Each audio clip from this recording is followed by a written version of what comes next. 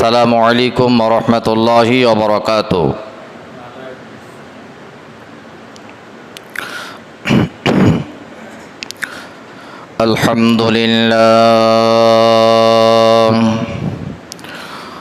আলহামদুলিল্লাহ নাহমাদুহু ওয়া নুসাল্লি আলা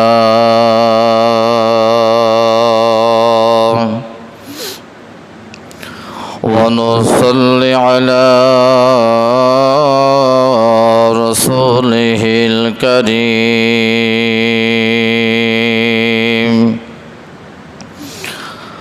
أما بعد فقد قال الله تعالى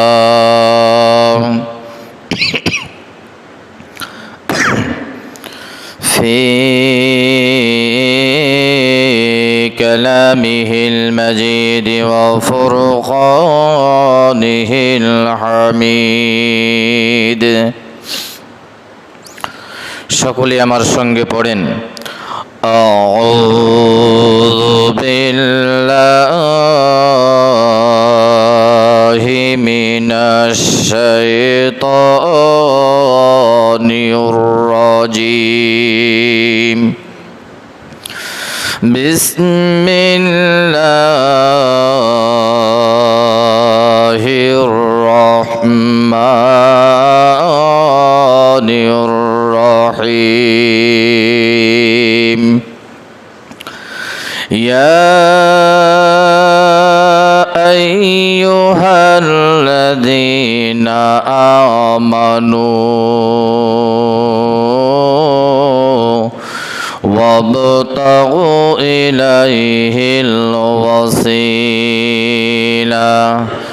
وجاهدوا في سبيله لعلكم تفلحون. وقال رسول الله صلى الله عليه وسلم حفظك الله عن بلية السماء وبنى الله لك قصرا في الجنة أو كما قال عليه الصلاة والسلام. وقال تعالى في شان حبيبه مخبرا وآمرا إن الله وملائكته يصلون على النبي يا أيها الذين آمنوا صلوا عليه وسلموا تسليما. درود إبراهيم পড়ি, اللهم صل على محمد وعلى آل محمد كما صليت على إبراهيم وعلى آل إبراهيم إنك حميد مجيد. اللهم بارك على محمد وعلى آل محمد كما باركت على إبراهيم وعلى آل إبراهيم إنك حميد مجيد. أستغفر الله أستغفر الله أستغفر الله أستغفر الله الذي لا إله إلا هو الحي القيوم وأتوب إليه سبحانك لا علم لنا إلا ما علمتنا إنك أنت العزيز الحكيم قال رب اشرح لي صدري ويسر لي أمري واحلل عقدة من لساني يفقه قوله সকলে পড়েন আলহামদুলিল্লাহ, জোরে সোরে পড়েন আলহামদুলিল্লাহ। দলমত নির্বিশেষে মহান আল্লাহ তাআলার দরবারে ভক্তিগত চিত্তে উদার মনে দুনিয়ার সমস্ত কিছু ভালোবাসা ত্যাগ করে আল্লাহর ভালোবাসা নিয়ে আমরা দলমত নির্বিশেষে মহান আল্লাহ তাআলার রহমতের আলিশান দরবারে শুকরিয়াটুকুন ছেড়ে দিয়ে আদায় করি বলি আবার পড়ে নি আলহামদুলিল্লাহ।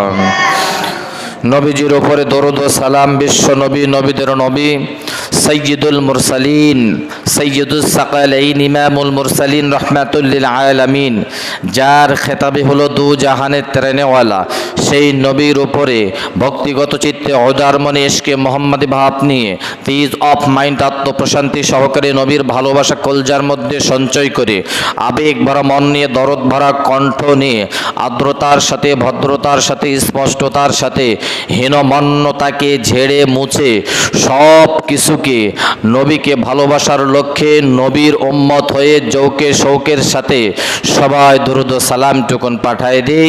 পড়ে নি সাল্লাল্লাহু আলাইহি ওয়াসাল্লাম।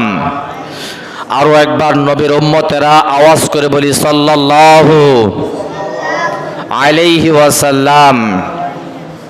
জানতে চাচ্ছি আপনারা কেমন আছেন? আলহামদুলিল্লাহ। ভালো রাখার মালিক কে? সুস্থ রাখার মালিক? অসুস্থ রাখার মালিক আল্লাহ তাআলা। যে আল্লাহ পাক রব্বুল আলামিন আমাদেরকে সুস্থ রেখেছেন, ভালো রেখেছেন, মেডিকেলের রোগী না করায় রোডে ঘাটের অ্যাক্সিডেন্ট বিপদ আপদ সমস্ত প্রকার বালা মুসিবত সমস্ত প্রকার বিঘ্ন থেকে যিনি হেফাজত করেছেন তিনি আমাদের এই ঘরের মেহমান করেছেন, বলেন আলহামদুলিল্লাহ। আল্লাহ পাক রব্বুল আলামিন আমাদেরকে এই দুনিয়ায় পাঠাইছেন। মানুষ জিন্দেগি ভর যদি ইবাদত করে পরিশেষে আল্লাহ পাক রব্বুল আলামিন একটা ওসিলা করে মানুষটাকে মাফ করে দিবেন। আমরা শুনে আসছি আদম আলাইহিস সালাম 1000 বছর আল্লাহর কাছে রুনাজারি করেছেন। কত হাজার বছর? 1000 বছর কান্নাকাটি। চারটেখানি কথা। 2 দিন কান্নাকাটি করলে ভেঙে পড়ে যাব, 3 দিন করলে অসুস্থ হয়ে যাব, 4 দিন করলে মেডিকেলে রুগী হয়ে যাব, 5 দিন করলে নেওয়া লাগবে না, 6 দিন করলে কাতর হয়ে যাব। 1000 বছর ধরে আল্লাহর পয়গম্বর আল্লাহর কাছে রুনাজারি করেছেন। কান্নাকাটি করার পরে আল্লাহ পাক ওসিলা তালাশ করে আল্লাহ পাক রব্বুল আলামিন আদম আলাইহিস সালামকে মাফ করে দিয়েছেন। একটা কারণ ছিল, একদিন নয় বাবাজি, 1000 বছর কান্নাকাটি করা বড় হিমশিমের ব্যাপার স্যাপার। আল্লাহর পয়গম্বরকে আল্লাহ বললেন শর্ত মাফ করতে পারি। আদম আলাইহিস সালাম বলেন আল্লাহ কি শর্ত বলেন? আল্লাহ তাআলা বললেন আমার হাবিবের উপরে যদি দরুদ পড়তে পারো আমি আল্লাহ তাআলা আপনাকে মাফ করে দেব। আমি রাজি, আমি তৈয়ার, আমি প্রস্তুত হয়ে আছি। পড়লেন তো আল্লাহ তাআলা আদম আলাইহিস সালামকে মাফ করে দিয়ে দিলেন। সুবহানাল্লাহ। ভাইজান আমার, বন্ধুরা আমার, আমি যে তেলাওয়াত করেছি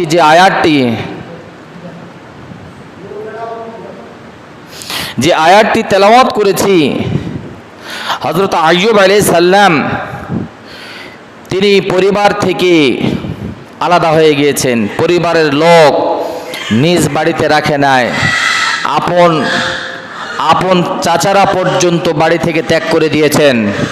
এদিকে তাকান, মুরগার আওয়াজ শুনবেন তো মুরগাতে চেয়ারের মধ্যে বসায় দিয়ে আজকে, কি বলেন? আজকে মুরগারই আওয়াজ শুনি, চেয়ারের মধ্যে বসায় দেখ, প্রাণহীনভাবে একেবারে কলজা ভরা আওয়াজ শুনবো। মুরগার আওয়াজ তো শুনি, বয়ান তো আর সবসময় শোনা যায় না। আমার ভাইয়েরা, আমার বন্ধুগণেরা, 18 বছর ধরে আইয়ুব আলাইহিস সালাম কষ্ট করেছেন।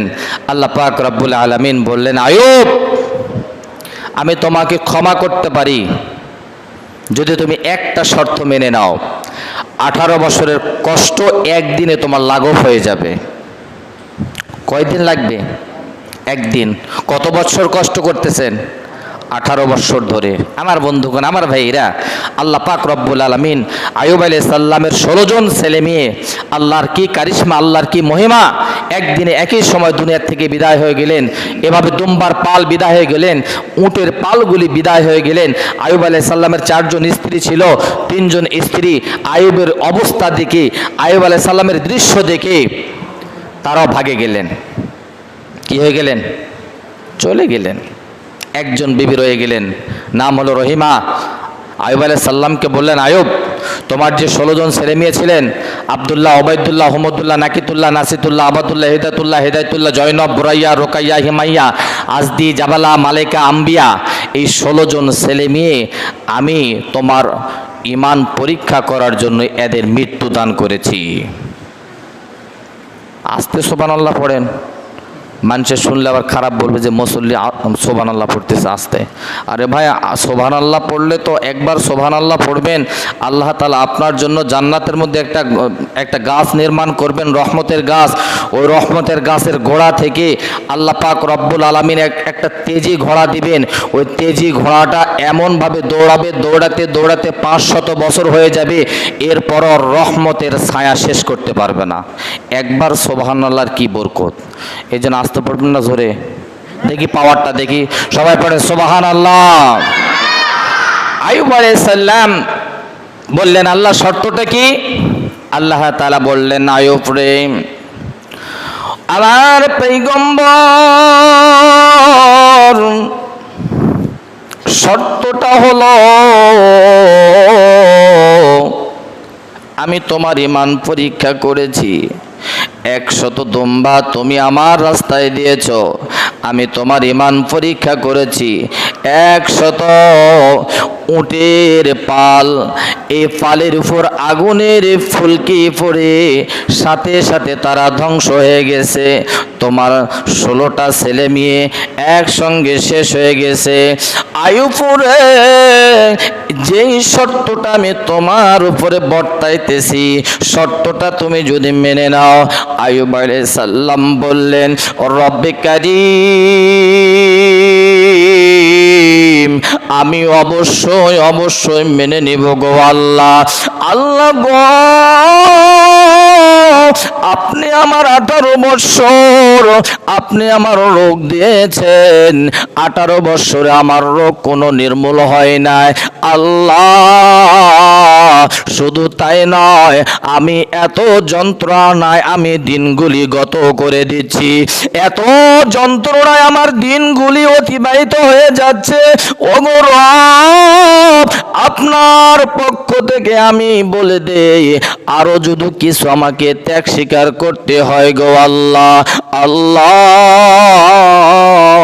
দয়া মায়া করে আপনি আমার উপরে ওই ফয়সালাটা করে দেন। আল্লাহ তাআলা বললেন, শর্ত হলো আমি যে ওসিলা নামক জিনিসটা খুঁজি, আমি আল্লাহ তাআলা তোমাকে সেই জিনিসটা তোমার উপরে দিয়ে দিলাম। আমার হাবিবের উপরে তুমি 1 মর্তবা দরুদ পড়বে, আমি আল্লাহ তোমার 18 বছরের রোগ আমি নির্মূল করে দিব।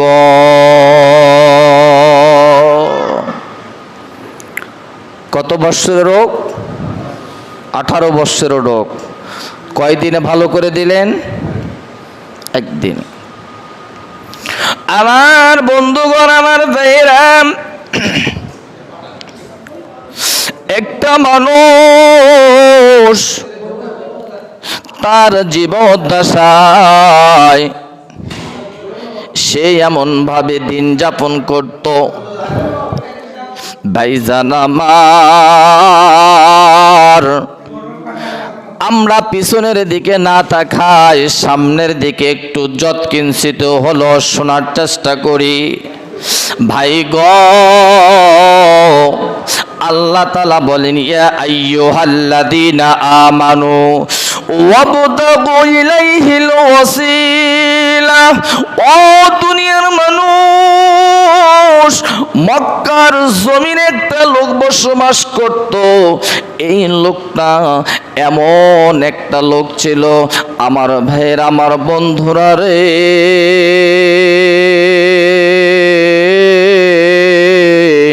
এই মক্কার লোকটা দুনিয়ার এমন কোনো অপকর্ম নাই, দুনিয়ার এমন কোনো খারাপ কাজ নাই যে কাজটা ওই ব্যক্তির দ্বারাই হয় না। আল্লাহর বান্দা মক্কায় বসবাস করত। এই লোকটা বলেছেন, আমি দুনিয়ার সমস্ত হাইরে ছোট থেকে বড় পর্যন্ত যত প্রকারের অন্যায় আছে আমার দ্বারাই সব কিছু হয়েছে। বলেন নাউজুবিল্লাহ। এই লোকটার বাড়ি কোথায়? মক্কায়। কোথায় বাড়ি? মক্কার লোক। দেখেন, আমরা যাইতে পারি না, আর মক্কার লোক ছোট থেকে বড় পর্যন্ত যত ধরনের অপরাধ আছে সব করেছেন।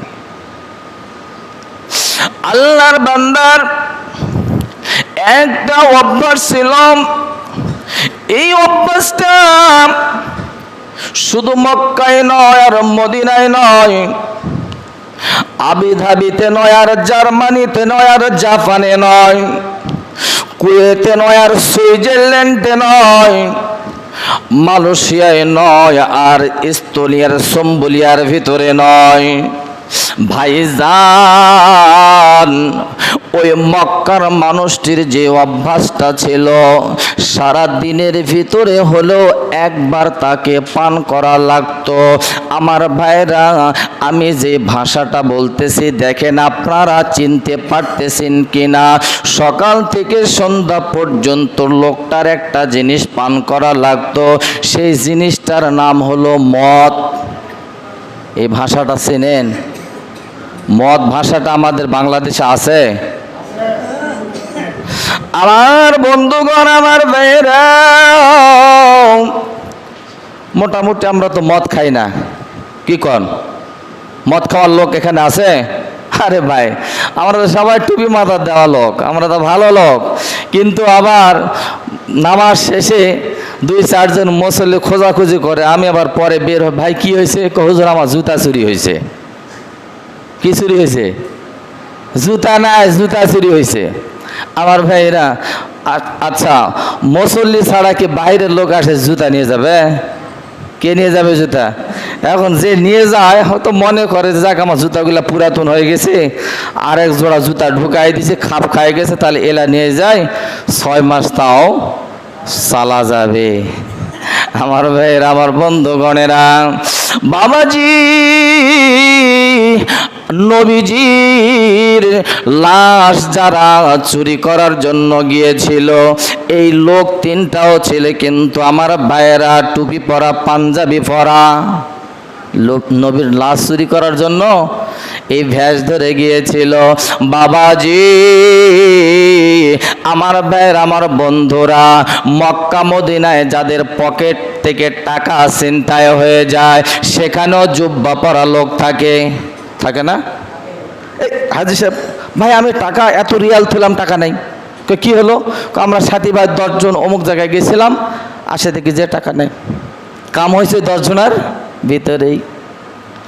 আমার বন্ধুগণ, আমার ভাইরা, কথা লম্বা করব না, যেহেতু আজকে স্বল্প সময়, অল্প সময়ের ভিতরে কথাগুলি ফিনিশিং দিতে হবে। ভাইজান, আমার বন্ধুরা, আমার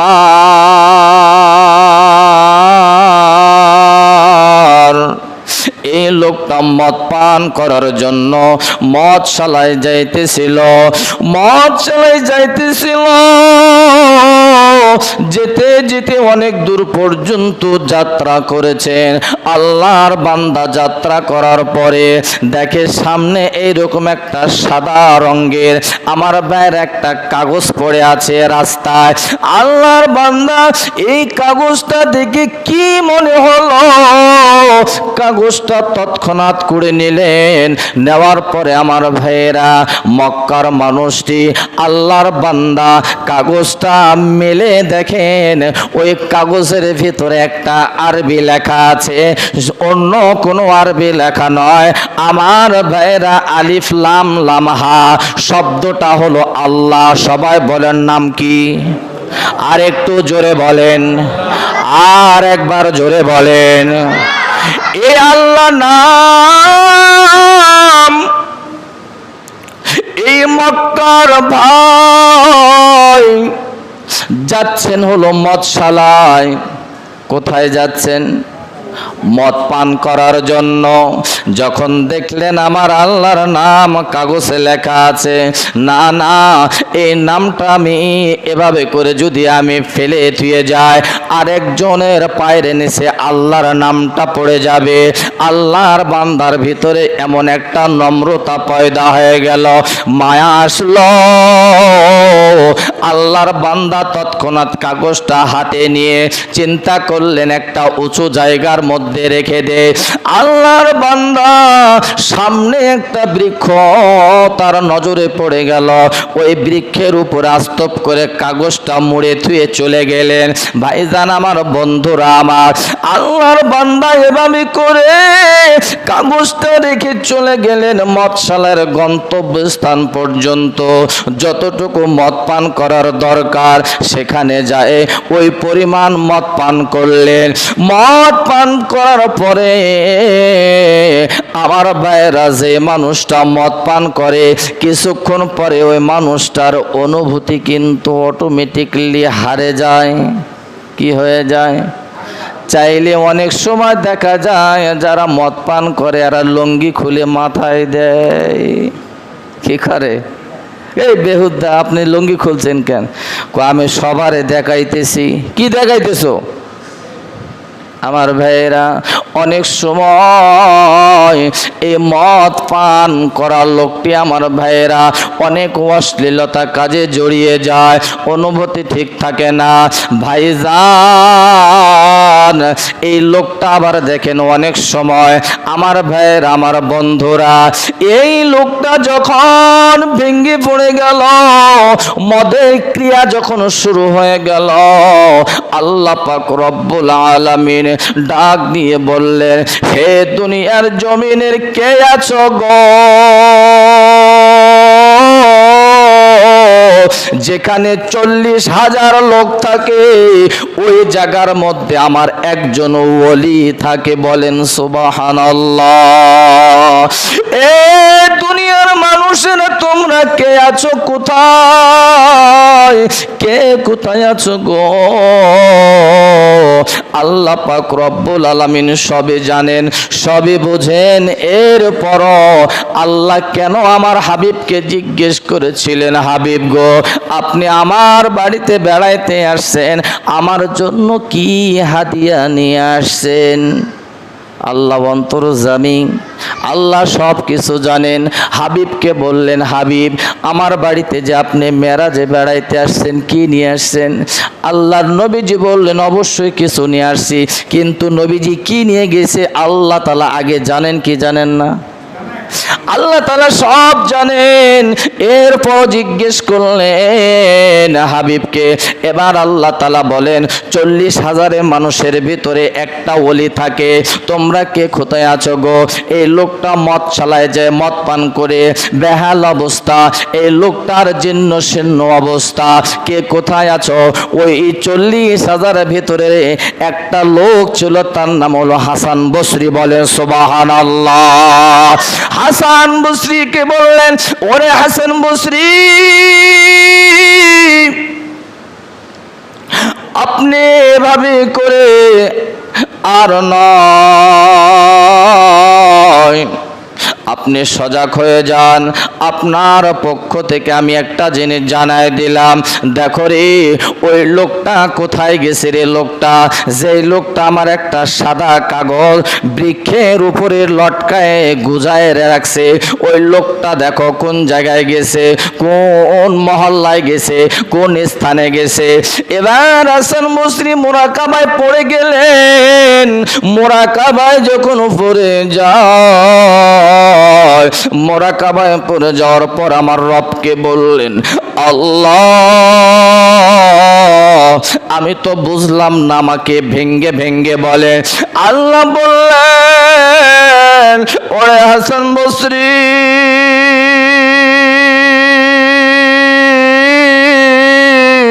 যে লোকটা আমাকে ইজ্জত দিয়ে উপরে তুলে রেখেছে রে, ওরে হাসান বসরি,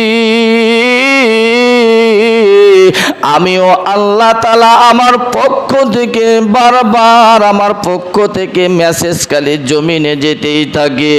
ওই লোকটার ইজ্জত আমি আল্লাহ তাআলা ওই গাছের মতো আমি বলন্দ করে দিতে চাই। বলেন সুবহানাল্লাহ।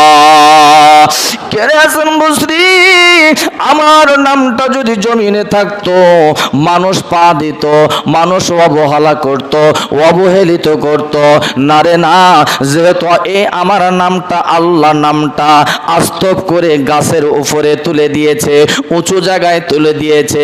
ওরে হাসান বসরি, লোকটার একটু তন্ন তন্ন করে খোঁজো। আমার বীরা, আমার বন্ধুগণেরা, আল্লাহর পক্ষ থেকে যখন এলাহামটা চলে আসলো, হাসান বসরি আস্তে আস্তে করে সামনের দিকে গেল। ভাই গো, ভাইজান বিরক্ত হচ্ছেন? আর 2 মিনিট বলা যাবে? আমার ভাইরা, আমার বন্ধুরা, আমার বাগান যখন সামনের দিকে অগ্রসর হলো, মৎস্যালয় পর্যন্ত চলে গেল, একক জিজ্ঞাসা করলো, আপনারা তো এখানে, কিন্তু আল্লাহর পক্ষ থেকে যে ব্যক্তির উপরে ইলহাম আসছে ওই ব্যক্তিটি কোথায়? বাকি সদস্যরা বলল, হুজুর আপনি এই জায়গার মধ্যে কেন? আমরা মদ পান করার জন্য আসছি, আপনি এই জায়গায় কেন আসছে?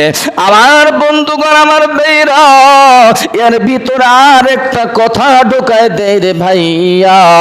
বাইজিদ বোস্তামি একটা মেয়েকে ভালো করার জন্য গেছিলে বাবাজি, ওই মেয়েটা আমার ভাইরা প্রতি তলায় থাকতো, কিন্তু বাইজিদ যখন ভিতরে প্রবেশ করে বাকি আর কাস্টমার গুলি আসে না, আসে না, আমার ভাইরা যায় না। এবার মেয়েটাকে বললেন, মা আমি আপনার ঘরে ঢুকেছি, আমি আপনার সঙ্গে কুকর্ম করার জন্য না, আমি যা যা বলবো তোমাকে তা শুনতে হবে। মেয়েটা বললেন, হুজুর আমার টাকার দরকার, টাকার বিনিময়ে আমি সমস্ত শরীর বিক্রয় করে দিতে পারি হুজুর।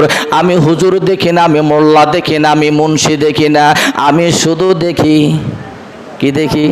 আমার টাকার দরকার, টাকা হলেই আমার ফের আমি ওলির কাছেও শুইতে পারি। আল্লাহর ওলি বাইজিদ বললেন, না মা না, আমি তোমাকে ইউজ করার জন্য আমার মনের ভিতরে এরকম কোনো ধারণা নাই, তবে আজকে আমি যেটা বলবো ওইটা তোমাকে শুনতে হবে। বাইজিদ বললেন, মা আমার পোটলার মধ্যে একটা শাড়ি, আমি সাদা ধবধবা শাড়ি আনছি, এই শাড়িটা তোমাকে আজকে পরাবো। আর আমার পোটলার মধ্যে একটা জায়নামাজ আছে মা, এই জায়নামাজের উপর আজকে তোমাকে দাঁড় করাবো। মেয়েটা বললেন, হুজুর বহুত কাস্টমার আমার গত হয়ে গেছে, আজ পর্যন্ত কেউ আমাকে এরকম কোনো কথা বলতে পারে নাই। হুজুর আপনি কেন এমন ভাবে আমাকে এইভাবে কথা বলছে? হুজুর বললেন, আমার উদ্দেশ্য হলো এটাই। হায়রে মেয়েটা তা শুনলে আল্লাহর বান্দি শাড়িটা পরলেন, জায়নামাজের উপরে দাঁড় করাই দিলেন। এবার বাইজিদ বোস্তামি কান্নায় ভেঙ্গে পড়লেন আর রবকে বলতে থাকলেন, রব রে আমার রব, তিনি মোদের সব। আল্লাহকে বললেন, ও আসমানের মালিক, এই মেয়ে মেয়েটা এত লম্পট, এত অসভ্য, এলাকার সব যুবকগুলি নষ্ট হয়ে যাচ্ছে। আল্লাহ আরশের মালিক, আপনি এই মেয়েটার অন্তরের মধ্যে হেদায়েত দিয়ে দেন, কপালের মধ্যে হেদায়েত দিয়ে দেন। আল্লাহকে বললেন তকদির কা লেখা হুয়া কিসি কা মালুম নেই হয়। আল্লাহ তকদিরের মধ্যে কার কি আছে তবে জানি না। রব্বুল আলামিন অনেক সময় তকদির পরিবর্তন হয়ে যায়। আপনি মেয়েটার কপালে হেদায়েত দান করেন। আল্লাহ পাকে হেদায়েত দিয়ে দিলেন। মেয়েটার সাথে সাথে বাইজিদ বোস্তামির পা ধরে ইসলাম গ্রহণ করলেন। বলে সুবহানাল্লাহ। এইবার হাসান বসরি ওই মৎসলায় যে খোঁজাখুঁজি করার পরে ওই লোকটা ব্যবহারভাবে এক জায়গায় পড়ে আছে। হায়রে, ওই ব্যক্তির শরীরের মধ্যে হাত বোলাই দিলেন হাসান বসরি। হাসান বসরি বললেন, ভাইজান আপনি মদ পান করেছেন, আপনি এভাবে করে পড়ে আছেন কেন? আল্লাহর বান্দা বা আমার ভাইরা হাসান বসরি এভাবে করে বলার পরে আল্লাহর বান্দা স্তব করে একটু উঠলেন। আল্লাহর বান্দাকে বললেন, আল্লাহর বান্দা আপনাকে একটা কথা আমি বুঝাবার চাচ্ছি, আমার কথাগুলি কি আপনি বুঝতেছেন? আল্লাহর বান্দা বললেন, হুজুর আপনি যা যা বলতেছেন আমি সবগুলি শুনতেছি। আল্লাহর বান্দা যখন ব্রেনটা অনুভূতিটা স্বাভাবিক হলো, হাসান বসরি বললেন, আমার ভাই, ও আমার দিনী ভাই, আপনি আস্তে আস্তে রাস্তার মাঝে এমন একটা সাদা চিরকুটি কখনো পেয়েছিলেন? আল্লাহর বান্দা মক্কার ভাইটি বললেন, হুজুর আমি তো পেয়েছি, কিন্তু কাগজটা তো আমি নিয়ে আসি নাই, কাগজটা আমি গাছের উপরে রেখে দিয়ে আসছি। চিন্তা করলাম আল্লাহর নাম জমিনে থাকবে কেন? আর জমিনে থাকলে আল্লাহর বান্দারা খোঁজাখুঁজি করবে, আল্লাহর নামটা বেজ্জতি হবে। আমি চিন্তা করে উপরে আমি লটকায় আমি গুজে রেখে আসছি। আল্লাহর বান্দা হাসান বসরি বললেন, ভাইজান আমি যে কথাটা আপনাকে বলার জন্য আসছি, যুবক তুমি যদি আমার কথাটাকে মেনে নাও আর আমি কে তুমি যদি এটা বোঝো, তাহলে আমি কিন্তু তোমাকে প্রস্তাবটা দেব। মক্কার ভাইটি বললেন, হুজুর খোদার কসম করে খাইলাম, আল্লাহে তাল্লাহে বিল্লাহে আমি আপনার একটা কথাও আমি চাপা দিব না। আমি আপনার কথাগুলি আমি হাইরে ভাসমান অবস্থায় আমি রেখে দিব। এবার হাসান বসরি বললেন, ভাইজান আপনার ওই চিরকুটিটা উপরে রাখার কারণে আল্লাহ পাক রব্বুল আলামিন আপনার নামটা আল্লাহ তাআলা ওলির লিস্টের খাতার মধ্যে লেখায় দিয়েছে। আস্তে করে বলেন সুবহানাল্লাহ। এই যুবক বলার কারণ হলো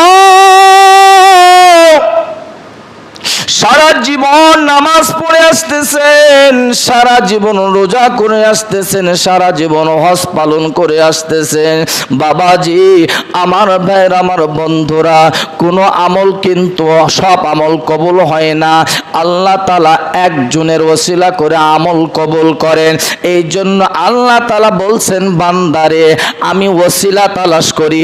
আমার এই বান্দাটা দুনিয়ার জমিনে কি করেছেন? আমার ভাইয়ের আমার বন্ধুরা, আল্লাহ তাআলা ওসিলা দেখে দেখে মানুষকে মাফ করে দিবেন। বলেন আলহামদুলিল্লাহ। আর একবার সবাই জোরে বলেন আলহামদুলিল্লাহ। কি কারণে আল্লাহ মাফ করে দিলেন? আল্লাহর নামটা ইজ্জত করার জন্য আল্লাহ তাআলা ওই ব্যক্তিকে ইজ্জত দান করলেন। সুবহানাল্লাহ বলেন। আমার ভাইরা, আমার বন্ধুগণেরা, তাহলে ইজ্জত দেওয়ার মালিক কে ভাই? আল্লাহ তাআলা। আমার অনেক ভাই এখানে আছেন মদ পান করেন, আমি জানি না, জানেন কে? ওই ভাই যদি আজকের বয়ানটা শুনে আমার আল্লাহর একটা নাম কলজার ভিতরে যদি বসায় দেয়, কলজার ভিতরে যদি জায়গা করে দেয়, খোদার কসম করে খাইলাম আজকের বয়ান ওই লোকটার জন্য হেদায়েতের জরিয়া হয়ে যাবে। কোন ভাই যদি আজকের পর থেকে ফোন করেন যে আমি সকাল থেকে সন্ধ্যা পর্যন্ত আমি অনেক জিনিস সেবন করি, এই জিনিসগুলি আমার কলজার ভিতরে জায়গা করে দিয়েছি, আমার রবকে কি আমি একটাবার জায়গা করে দিতে পারবো না? আর যদি খোদার কসম ওই ব্যক্তিটি যদি 100 দানা একটা তসবিহ নিয়ে আমার ভাইয়েরা, আমার বন্ধুগণেরা, সর্ব অবস্থায় যদি তসবিহ জপতে থাকে, আল্লাহ আল্লাহ আল্লাহ আল্লাহ, বাকি জিন্দেগির ভিতরে কি করেছো আমি জানি না, বান্দা তোমার শেষ ভালো যার, সব ভালো তার, শেষে তোমার কি হয়েছে এর উপর ডিপেন্ড করে আল্লাহ সুবহানাহু ওয়া তাআলা দেখতেছেন। বান্দা যেহেতু জপতেছে আমাকে, আমার নামটা যেহেতু কলজার মধ্যে জায়গা করে সে দিয়েছে, আমি আল্লাহ তাআলা বাকি তার সমস্ত গুনাহ মাফ করে দিলাম। ভাই আল্লাহ মাফ করে দিতে পারেন কি না? আল্লাহ তাআলা এভাবে ওসিলা তালাশ করবেন যে আজকের দিনে বান্দা কি করেছে। তবে আমার আজকে একটা প্রস্তাব আছে ভাই, আপনাদেরকে দিব, বলবো ভাই? আমার ভাইরা 2 মিনিট আর সময় নেব। প্রস্তাবটা হলো, এটার নাম কি ভাই? সবাই বলেন। কাগজ নয়, টিস্যু। সবাই বলেন টিস্যু। আমার ভাইয়েরা, কয় মাসে 1 বছর হয়? 365 দিন নয়, বলছি কয় মাসে? 12 মাসে 1 বছর। তাহলে 12 মাসে যদি 1 বছর হয় আমার ভাইয়েরা, তাহলে আমার মাস হবে কয়টা? 12টা। কয়টা হবে? 12টা মাস। এই 12টা মাসের জন্য 12টা লোক আল্লাহ তাআলা ওসিলা তালাশ করবেন। 12টা লোক আমি দেখতে চাই, দেখি 12টা লোক স্বেচ্ছায় 2 মিনিটের ভিতরে 1 ডজন করে মসজিদে টিস্যু দেওয়ার মতো 12টা ভাই, 1 ডজন করে 12 জন কে আছেন দেখি? আলহামদুলিল্লাহ। দেখি 1 2 3 4 5 6 7, আর কি আছেন দেখি? ওসিলা 8 9, আরেকজন দেখি 9 আর 3 জন। আমার ভাইরা, এই 3 জন হয়ে গেছে, এই যে 12 ডজন হয়ে গেছে। 12 ডজন আমার ভাইরা ওয়াদা করার সাথে সাথে যে যত আগে মসজিদে পৌঁছাবে আল্লাহ তাআলা তত বেশি নেক তার আমলনামায় দান করবে। 1 ডজন টিস্যুর জন্য যেন আমাদেরকে 2 জোড়া জুতা খাওয়ানো না লাগে। অনেক সময় 1 মণ ধান লেগে দিল, আইরে সুবহানাল্লাহ, ওর বাড়ি যাতে যাতে ভাই একেবারে জীবন কানা। 1 মণ ধান অঙ্গীকার করেছে, মসজিদে হোক আর মাদ্রাসা হোক। সুবহানাল্লাহ সুবহানাল্লাহ, হুজুর কালকে আসেন, অমুক দিন আসেন, পরশু দিন আসেন, তমুক দিন আসেন, এই যন্ত্রণা করতে করতে আর যদি হুজুর শেষর হুজুর হয় তাহলে ওর জীবন কানা করে দিবে। ফজরের সময় ডাকবে, রাত 12টার সময় ডাকবে, রাত 10টার সময় জানলা যায় গুতাগুতি করবে, দিব না আমার ভাইরা, আমার বন্ধুগণরা। তাহলে 12 জন ভাই অনতি বিলম্বে মুয়াজ্জিমকে এই টিস্যুগুলা দিবেন। আমার ভাইরা, মুসল্লিরা সবাই ব্যবহার করবেন, সওয়াব দিবেন কে? আল্লাহ তুমি এই ওসিলা করে ভাইগুলিকে জান্নাতের ফয়সালা করে দিয়েন। আসতে পড়েন আমিন। আর একটু জোরে পড়েন না আমিন। ওয়া মা আলাইনা ইল্লাল বালাগ। সুন্নাত নামাজ আদায় করি।